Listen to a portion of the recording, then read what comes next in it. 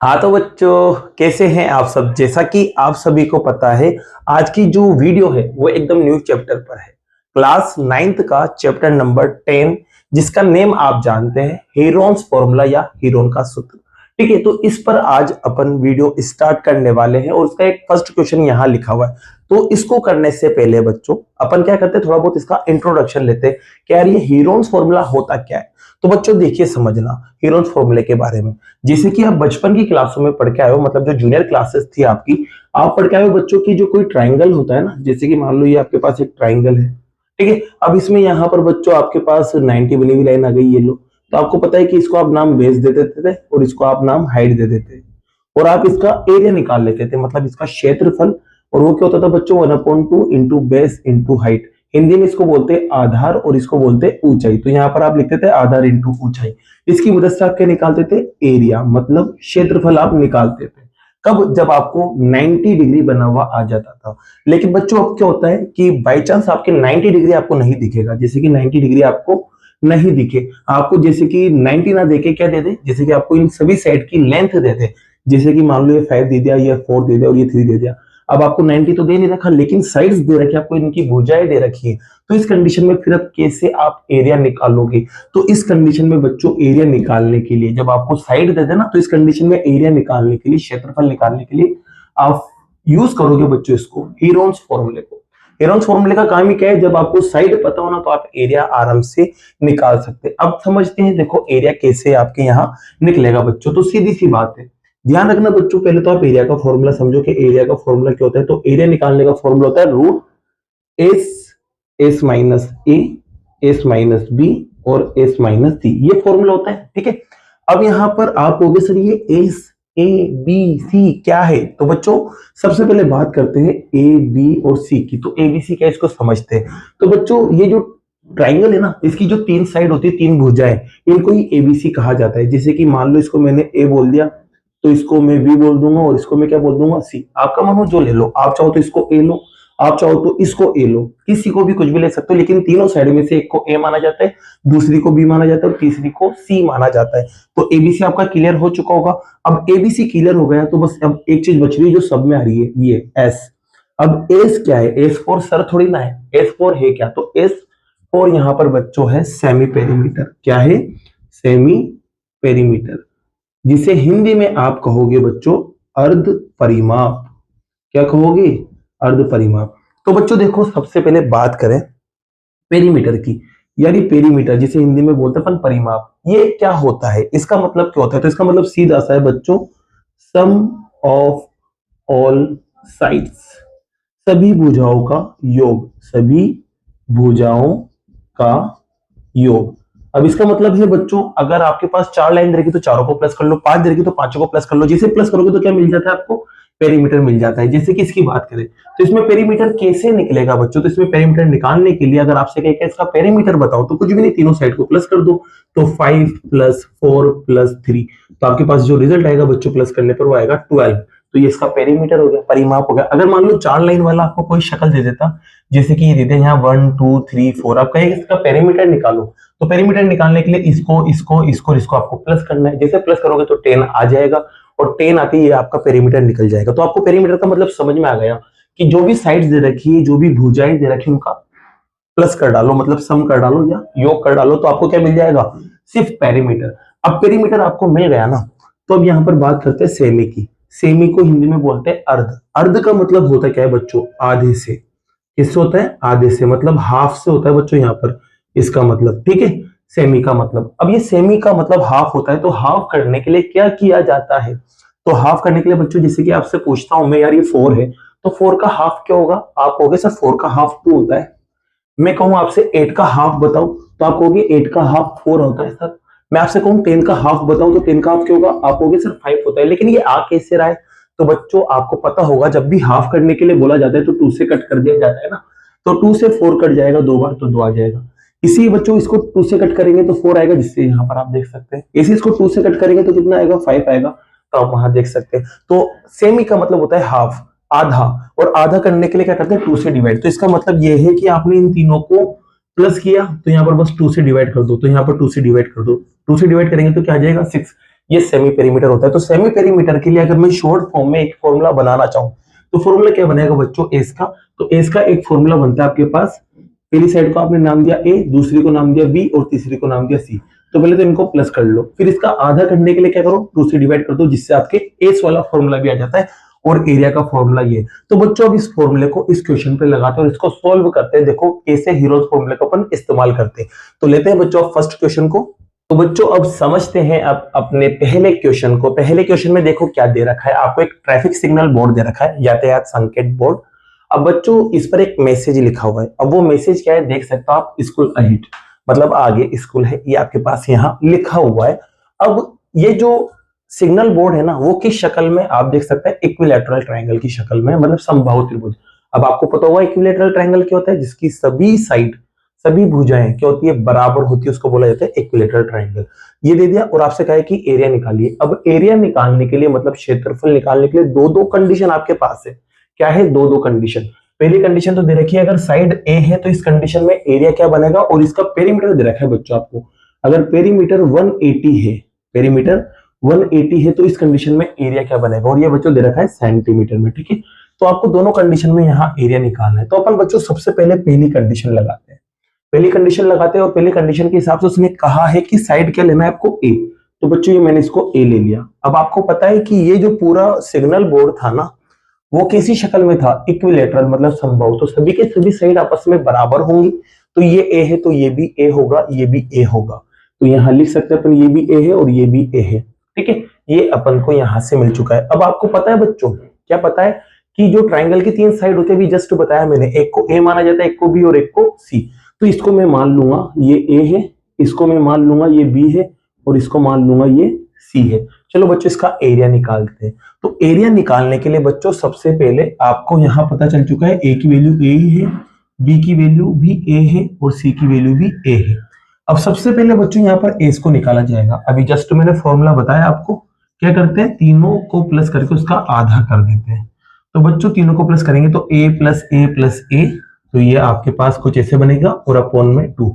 इसको जब बच्चों सॉल्व करोगे ना तो 3a अपॉन 2 आएगा, प्लस करने पर 3a और अपॉन में 2। अब बच्चों ये कट नहीं रहा है तो छोड़ दो, आगे इसको देख लेंगे क्या करना है। तो ये आपके पास एस भी मिल गया। अब एरिया निकालते हैं। तो बच्चों देखो यहाँ पर अपन निकालने जा रहे हैं एरिया ऑफ ट्रायंगल। ठीक है, त्रिभुज का क्षेत्रफल, जिसका फॉर्मूला आप जानते हो बच्चों क्या होता है, एस, फिर एस माइनस ए, एस माइनस बी और एस माइनस सी।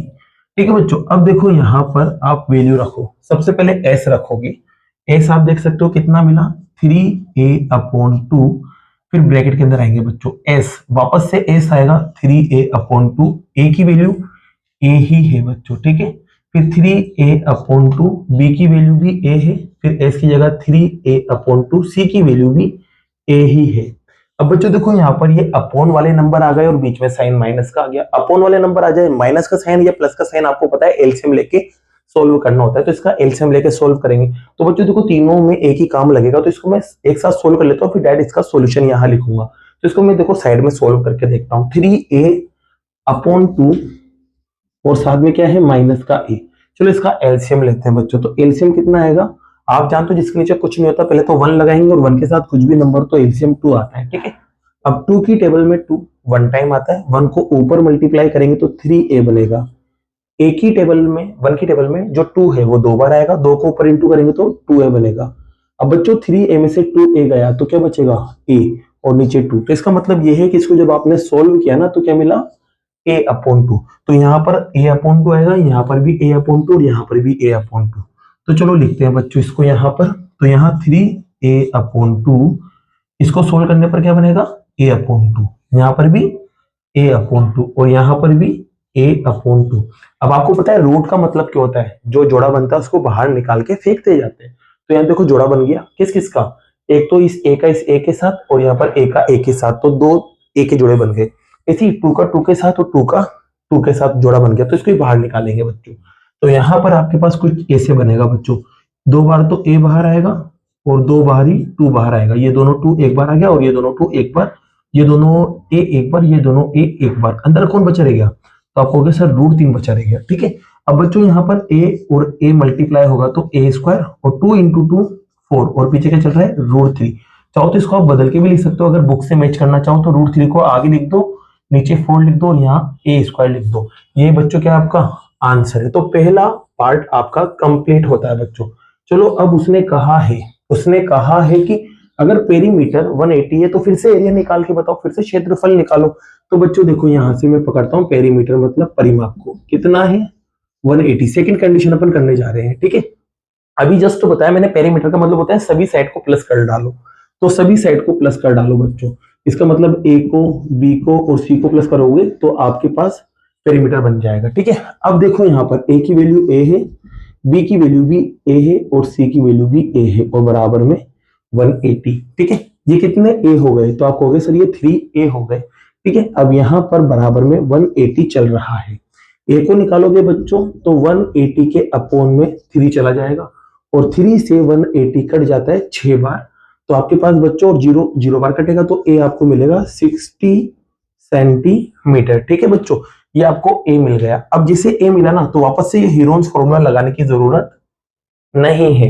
बच्चे क्या करते हैं, हीरोन्स फॉर्मूला लगाते हो फिर से कैलकुलेशन करते हैं। तो बच्चों कैलकुलेशन हुआ ही है, बस अपने पास ये रहा एरिया, यहाँ पर ए तो रखना है, बस जैसे ए रखोगे तो आंसर आ जाएगा। तो बस यहाँ पर ए रख दो बच्चों, इसको आप इक्वेशन फर्स्ट दे देना। यहाँ पर यहाँ लिखा हुआ है ना एरिया ऑफ ट्राइंगल, इसको इक्वेशन फर्स्ट दे देना, त्रिभुज का क्षेत्रफल। तो यहाँ पर बच्चों इक्वेशन फर्स्ट में आएंगे आप बाय इक्वेशन फर्स्ट।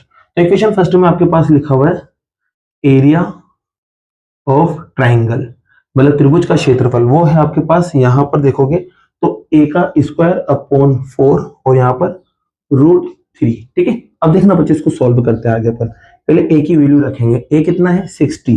अब इस पे स्क्वायर है तो 60 को कितनी बार लिखोगे आप, 2 बार। ये लो 60 को 2 बार लिख दिया और नीचे क्या चल रहा है बच्चों 4 चल रहा है और यहाँ पर √3 चल रहा है, ठीक है। अब देख सकते हैं आप 2 से ये 2 बार कट जाएगा और 2 से ये 3 बार 0 बार, फिर 2 से इसको भी काट दो इसे 3 बार 0 बार। तो अब आपके पास 30 इंटू 30 और √3 बचा।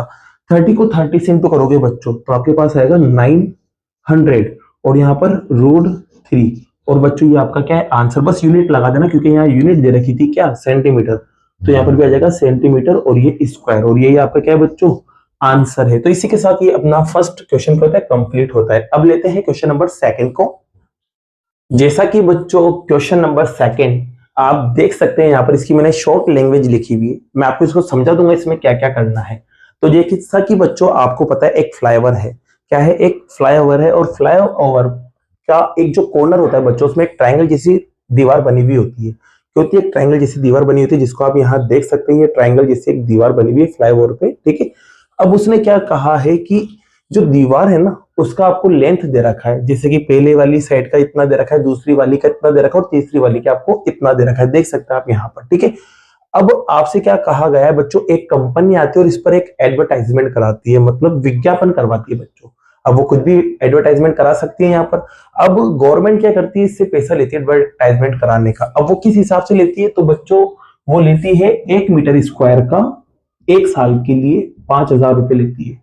1 मीटर स्क्वायर का 1 साल के लिए 5000 लेती है। ये इतना आपको दे दिया। अब आपसे क्या कहा है कि इस पूरी वॉल पर एडवर्टाइजमेंट कराया किसी कंपनी ने, कितने मंथ के लिए, 3 मंथ के लिए, तो उसका कितना कीमत उसको देना पड़ेगा गवर्नमेंट को, ये आपको पता करना है, ठीक है बच्चों। क्वेश्चन आपको समझ आ गया होगा। अब देखिए बच्चों क्वेश्चन तो आपको समझ में आ गया। अब यहाँ देखो आप एक चीज पे नजर मारोगे, यहाँ पर लिखा हुआ है मीटर स्क्वायर। अब मीटर स्क्वायर आ गया, इसका मतलब क्या है बच्चों, इसका मतलब है कि एरिया निकाला गया। अब किस चीज का एरिया निकाला गया, जिस पर एडवर्टाइजमेंट किया गया, और एडवर्टाइजमेंट किया गया बच्चों वॉल पर, और वो वॉल किसी थी ट्राइंगल की शक्ल में, तो ये ट्राइंगल की शक्ल में है दीवार, तो इसका एरिया आपको निकालना पड़ेगा। तो सबसे पहले इसका अपन एरिया निकालते हैं, फिर कीमत भी इसकी 2 मिनट में निकाल देंगे। तो बच्चों देखो यहाँ 3 साइड आपको दे रखी है, एक को ए मान लो, एक को बी और एक को सी। जैसे कि बच्चों यहाँ पर ए मान लेता हूं मैं 122 को, बी मान लेता हूं बच्चों यहाँ पर 22 को, और सी मान लेता हूं यहाँ पर मैं 120 को। अब आपको पता है बच्चों यहाँ पर एस निकालना पड़ता है, तो इसके लिए तीनों को प्लस करेंगे, तो a plus B plus C upon 2 value रखते हैं बच्चों 122, फिर आएगा 22 और फिर आएगा 120 अपॉन में 2। चलो प्लस करते हैं, 0 2 और 2, तो कितना बना बच्चों 4 बन गया। यहाँ 2 2 2 कितना बन गया 6, यहाँ 1 और यहाँ 1 कितना आ गया 2 और अपॉन में 2 चल रहा है। बच्चों देखो 2 से कट जाएगा, 1 टाइम, 3 टाइम और 2 टाइम। तो आपके पास एस जो है वो कुछ क्या मिलेगा, एस मिलेगा आपको 132 और ये मीटर, क्योंकि लेंथ होती है सेमी पेरीमीटर भी इसलिए मीटर लगेगा। अब अपन इसका निकालते हैं एरिया मतलब क्षेत्रफल। तो बच्चों अपन यहाँ निकालने जा रहे हैं अब एरिया मतलब क्षेत्रफल आप निकालने जा रहे हो। तो आपको फॉर्मूला पता है बच्चों, क्या होता है, एस फिर एस माइनस ए, एस माइनस बी और एस माइनस सी। ठीक है, अब यहाँ वैल्यू रखते हैं। तो एस की बात करें बच्चों, तो एस आपके पास क्या मिला 132। फिर यहाँ बात करें एस की वापस से 132, ए की बात करें तो ए है आपके पास 122, एस वापस से 132, बी देखो कितना है 22, फिर से यहाँ एस आ गया तो 132 माइनस सी की बात करें तो सी कितना है 120। सॉल्व करते हैं बच्चों, तो यहाँ पर आप देखोगे 132 तो एज इट इज, माइनस करोगे बच्चों यहाँ पर तो आपके पास आएगा 10, माइनस करोगे बच्चों यहाँ तो 110 और माइनस करोगे यहाँ तो 12 आएगा। अब बच्चों देखो सीधी सी बात है, इसके फैक्टर करना पड़ेंगे और जोड़े बना के बाहर निकालना पड़ेंगे। और सबसे बेहतर ये होता है बच्चों, जब भी जीरो दिख जाए तो जीरो को आप जितने जीरो दिख रहे हो उतने 10 बना दो। जैसे कि समझता हूं मैं आपको, जैसे कि 100 है तो 100 का मतलब होगा 10 इंटू 10, 2 जीरो आ गए। जैसे कि बच्चों 120 है तो इसका मतलब होगा 12 इंटू 10, मतलब जीरो को 10 की शक्ल में बाहर निकाल दो जिससे टुकड़े आसानी से हो सकते हैं। तो बच्चों देखो यहाँ पर आप देखोगे कि यार यहाँ पर इसको मैं क्या कर सकता हूँ, बाहर निकाल सकता हूँ। कैसे, इसको मैं बाहर निकालूंगा बच्चों, जैसे कि इसके लिए लिखता हूं मैं 11 इंटू 10। ठीक है, और ये 10 आपके एज इट इज, और यहाँ पर ये 12 भी एज इट इज। अब जब 132 के आप फैक्टर करेंगे ना बेटा, देखो 132 के आप फैक्टर करेंगे तो 2 से कट जाएगा बच्चों ये आपके 6 और 6, फिर 2 से कट होगा बच्चों ये 3 3, फिर ये आपके 3 से कट होगा 1 1 और ये 11 से कट होगा 1 टाइम। तो बच्चों देखो आप देखोगे कि यार ये मिलके क्या बनाएंगे 12। तो 12 इंटू 11 लिख सकता हूं मैं 132 को। अब 12 इंटू 11 क्यों लिख रहा हूं, क्योंकि 12 का पेयर बन जाएगा और 11 का 11 के साथ पेयर बन जाएगा, इस वजह से मैं इसको 132 को तोड़ के क्या लिखूंगा 12 इंटू 11। ठीक है, अब आप देखोगे बच्चों यहाँ जोड़े बन चुके हैं, इस 12 का इसके साथ तो ये 12 बाहर आ गया, 11 का इस 11 के साथ तो 11 बाहर आ गया, 10 का इस 10 के साथ तो 10 भी बाहर आ गया। बच्चों मल्टीप्लाई करोगे तो 1320 आएगा और ये मीटर स्क्वायर। तो बच्चों आपको पता चल चुका है कि, क्या पता चल चुका है कि जो दीवार थी ना ये वॉल, वो कितने मीटर स्क्वायर की है, तो वो है 1320 मीटर स्क्वायर की, 1320 मीटर स्क्वायर की थी। अब अपन को कीमत निकालना है, चलो कीमत निकालते हैं बच्चों। तो देखो कीमत कैसे यहाँ निकलने वाली है। तो बच्चों अपन पहले इस लाइन का इस्तेमाल करते हैं, इस वाली लाइन का। तो अब यहाँ आप देखोगे बच्चों, आपको दे रखा है 1 मीटर स्क्वायर का 1 ईयर के लिए जो चार्ज था वो कितना था 5000। ठीक है, अब देखो बच्चों यहाँ पर 1 मीटर स्क्वायर का आपको पता है। अब मुझे पूरी वॉल का निकालना है, पूरी वॉल कितनी थी 1320, तो यहाँ लिखेंगे 1320 मीटर स्क्वायर का। 1 ईयर को बच्चों में लिख सकता हूँ 12 मंथ, एक ही बात है क्योंकि एक साल में 12 महीने होते हैं। तो 1 मीटर इसका 5000 लग रहा था, तो इतने मीटर का कितना लगेगा, तो आपको क्या करना है बस मल्टीप्लाई तो करना है। तो ये लो बच्चों यहाँ पर मैं क्या कर दूंगा मल्टीप्लाई कर दूंगा किसको 5000 को, 1 मीटर का क्योंकि इतना था तो इतने का निकालने के लिए इसको 5000 से मल्टीप्लाई कर देंगे। तो ये आपके पास आ जाएगा 12 महीने का किराया। ठीक है, 12 महीने का आ चुका है, लेकिन क्या आपको 12 महीने का निकालना था, आप देखोगे कि आपको जो है वो निकालना था सिर्फ 3 महीने का। तो 3 महीने का निकालने के लिए बच्चों पहले आपको 1 महीने का पता होना चाहिए ना। तो बच्चों पहले आप 1 महीने का पता करो तब जाके 3 महीने का पता करेंगे। तो यहां से बच्चों में 1 मंथ को निकालूंगा। अब 1 मंथ को निकालने के लिए 12 का क्या करूंगा 12 को डिवाइड में पहुंचा दूंगा। तो बच्चों 12 हो जाएगा 1320 और 5000 के डिवाइड में, जिससे बच्चों ये जो रिजल्ट आएगा वो कितने मंथ का आएगा आपका 1 महीने का आएगा। अब 1 महीने का पता चल गया, निकालना कितना था 3 महीने का। अब 1 का पता है 3 का निकालना है, तो 3 से मल्टीप्लाई कर देंगे। तो 1320 मीटर स्क्वायर का 3 मंथ के लिए जो चार्ज बनेगा वो क्या बनेगा बच्चों, बस 3 से मल्टीप्लाई कर दो। तो 3 से मल्टीप्लाई करेंगे आप इसको तो आपके पास कुछ ऐसे रिजल्ट आएगा। अब इसको सोल्व कर लो, आपको कीमत पता चल जाएगी। तो सोल्व करते हैं बच्चों, देखो यहाँ पर आप देखोगे कि ये 3 से कट जाता है 4 बार। ठीक है, अब 4 से ये भी कट जाएगा बच्चों, देखना 4 3 जा 12, 4 3 जा 12 होता है, 1 बचेगा, 1 जाएगा 2 के पास, फिर से 12 हो जाएगा। तो 3 टाइम पे फिर से 12 और ये 0 ऐसा का ऐसा। तो आपके पास रिजल्ट आएगा 1330 और यहाँ पर आएगा 5 जीरो को हटा दो, बस मल्टीप्लाई कर लो। तो 33 को आप 5 से मल्टीप्लाई करोगे तो 165 आएगा बच्चों। 33 को जब आप 5 से मल्टीप्लाई करोगे तो ये आएगा। और कितने जीरो थे? तो यहाँ पर आपके पास 4 जीरो थे। तो बच्चों ये आपके पास कीमत आ चुकी है। इतना किराया लगेगा 3 महीने के लिए। पूरी दीवार पे जब आप एडवर्टाइजमेंट कराओगे, देख सकते हो कितना है। तो ये है बच्चों कुछ 16,50,000 रुपए। तो यही क्या है, इस क्वेश्चन का आंसर है बच्चों। अब बाकी के जो क्वेश्चंस है वो नेक्स्ट वीडियो में करते हैं। अगर वीडियो पसंद आई और ये क्वेश्चन आपको समझ आया हो बच्चों, तो वीडियो को लाइक कीजिए, चैनल को सब्सक्राइब कीजिए। Thank you so much.